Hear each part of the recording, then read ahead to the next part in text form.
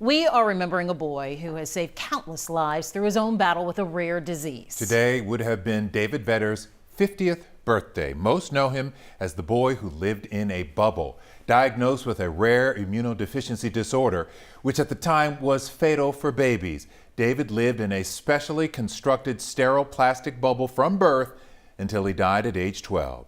Janelle Bluda spoke with his mother about her son's short but very important life.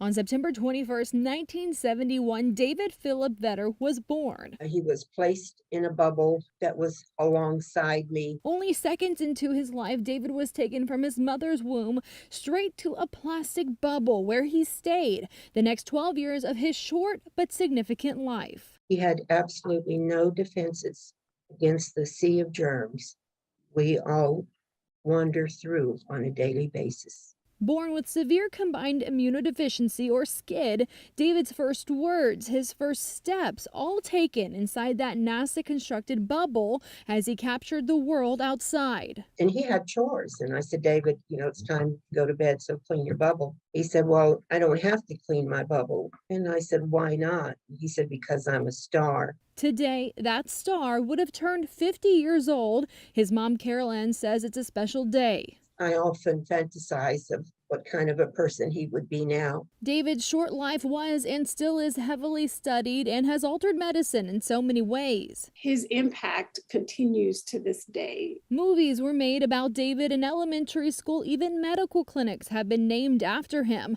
And Dr. Carla Davis with Texas Children's Hospital says every state has since added SCID to their newborn screening panel. He, I believe, was the most important patient to teach us about the immune system, and he has affected millions of lives. A little boy that even 50 years later is giving other kids a chance at life that he didn't have. Children now that are born with SCID or another primary immune disorder have a better quality of life, as well as life itself, because of what was learned from David's gallant life and death.